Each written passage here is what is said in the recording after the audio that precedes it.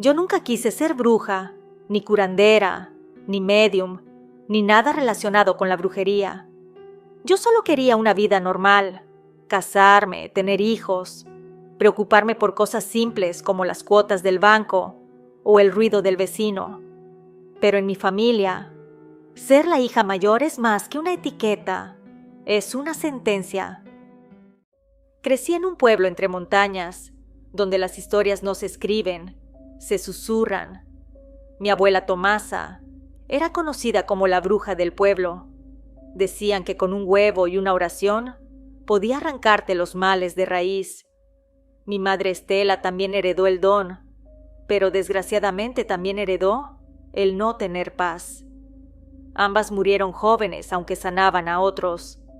A mi abuela se la llevó una fiebre extraña, a mi madre un derrame que nadie supo explicar. Ambas tenían 40 años y yo ya voy entrando a los 30. Mi infancia estuvo marcada por el aroma a copal, frascos con líquidos turbios y los llantos y ruegos que se colaban por debajo de la puerta durante las curaciones de las personas. Mi mamá me protegía. Ella me decía que yo sería diferente, que a mí no me tocaría ese llamado. Juró que rompería el ciclo, pero la muerte no respeta promesas. Cuando cumplí 30, todo cambió. Las visiones comenzaron de la noche a la mañana. Al principio creí que era estrés. Veía sombras al pie de mi cama. Escuchaba voces que susurraban cuando estaba sola. Luego vinieron los ataques. Me desmayaba sin razón aparente. Despertaba con marcas en los brazos, como si me hubieran sujetado fuerte durante horas. Y muchas veces cuando lo hacía, estaba en otro sitio, no solo en otra habitación de mi casa, sino en otra casa completamente diferente a la mía. Mi tía Basilia fue la única que no se sorprendió. Ella no heredó ningún don, pero vivió momentos importantes en la vida de la abuela y de mi madre. Así que la llamé y ella me pidió que fuera a su casa. Su casa era humilde, con gallinas que picoteaban el patio y santos cubiertos con pañuelos negros. Me sentó frente a una vela y me dijo que ya había venido por mí, que era hora que supiera la verdad. Yo estaba muy nerviosa, no sabía a ciencia cierta lo que estaba pasando, y mi madre no vivía para contarme ella misma, así que tuve que confiar en lo que mi tía me dijera. Me confesó que mi abuela Tomasa no solo era curandera y vidente, sino que era una bruja pactada con una entidad oscura, la cual tenía una regla clara. El pacto sería generacional. Cada hija mayor recibiría el don y la deuda. Lo tendrían que servir y además tener aunque sea un hijo para que el pacto siguiera su curso. Que al inicio mi abuela no buscaba servir, ella quería dominar. Así me lo dijo mi tía Basilia. La abuela Tomasa deseaba más poder, más respeto, pero sobre todo quería ser temida. Decía que curar a los demás estaba bien, pero que era mejor que no se atrevieran a levantarle la voz. Quería que incluso los hombres que se burlaban de ella en el mercado se persignaran al verla pasar, y lo logró. La gente acudía a su casa tanto por necesidad como por miedo. Se decían cosas de ella, que podía enfermarte con solo verte, que conocía el día en que ibas a morir y que hablaba con los muertos y con algo más. Pero con el tiempo, la abuela cambió. Se arrepintió, no del todo tal vez, pero sí lo suficiente como para renunciar a la brujería negra. Decidió usar su don para ayudar y no para infundir temor. Curaba, rezaba y nunca más volvió a invocar a la entidad. Pero el pacto ya estaba hecho y no podía romperlo.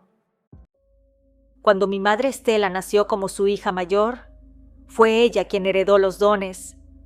A mi mamá le llegaron los sueños, la sensibilidad, los temblores en las manos cuando alguien entraba por la puerta con un mal encima, pero también le llegó el peso.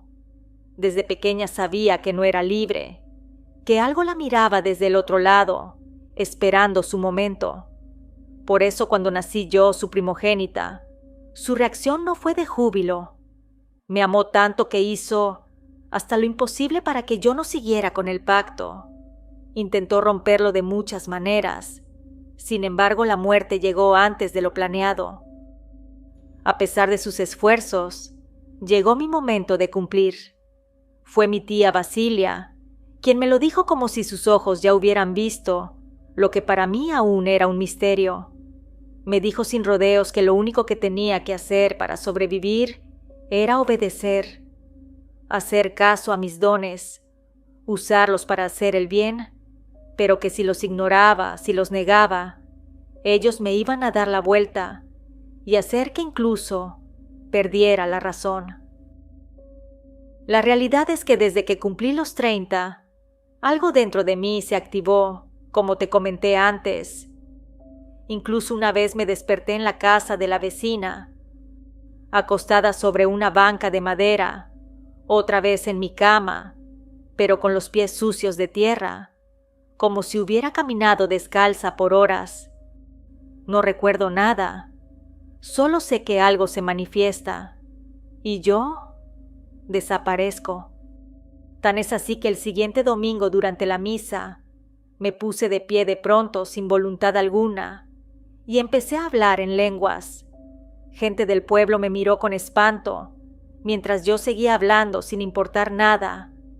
Yo no tengo recuerdos de aquello, salvo el momento en que abrí los ojos ya recostada en la sacristía, con el padre Fernando rezando un rosario al pie de la banca.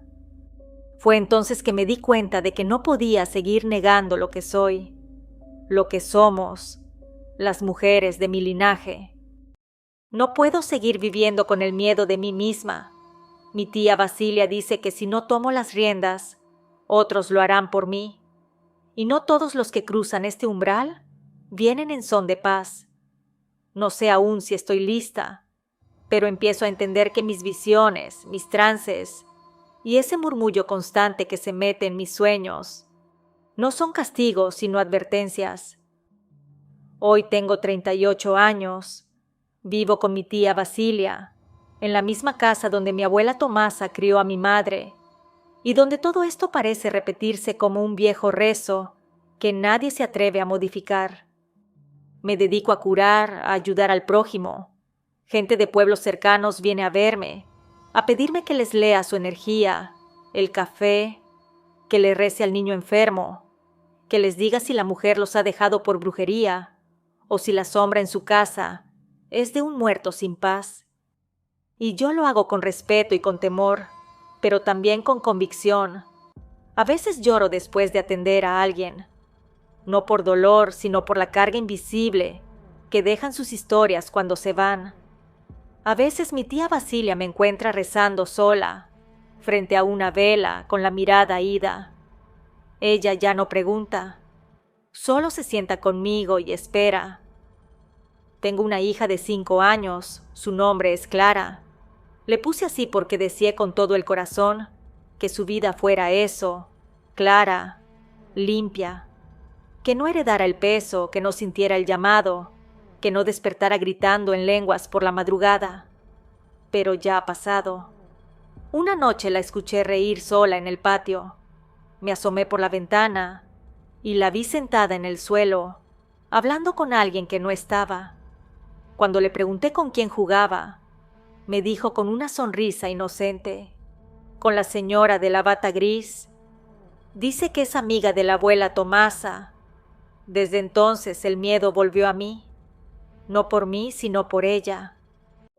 Tengo miedo de que cuando yo cumpla 40, la misma edad en que murió mi madre y mi abuela, mi destino esté sellado como el suyo, porque nadie en esta línea ha llegado más allá, porque la entidad no olvida y porque el precio nunca ha sido completamente pagado. A veces siento que me observa desde los ojos de los gatos del vecindario, o desde los relojes que se detienen a las 3 de la madrugada, incluso desde los sueños donde Clara me llama con una voz que no es suya. Pero he aprendido algo. El miedo no lo espanta, el silencio no lo detiene, la fe, tal vez, lo pudiera negociar. Por eso cada noche rezo fuerte, por mí, por mi hija, por las que vinieron antes. Rezo a San Miguel, a la Virgen del Carmen y a Dios, y también a mis antepasados donde quiera que se encuentren, para que me guíen, para que si me toca irme, no sea en vano. Porque si algún día mi hija despierta en una sacristía, con la mirada nublada y la voz de otro saliéndole del pecho, quiero que al menos sepa una cosa, que su madre luchó por ella y que lo hizo amándola, y que si este pacto fue hecho de sangre, yo hice hasta lo imposible para que ella sea salvada. Si te ha agradado esta historia, suscríbete para más relatos de brujería. Nos escuchamos pronto. ¿Y tú, vives con el miedo?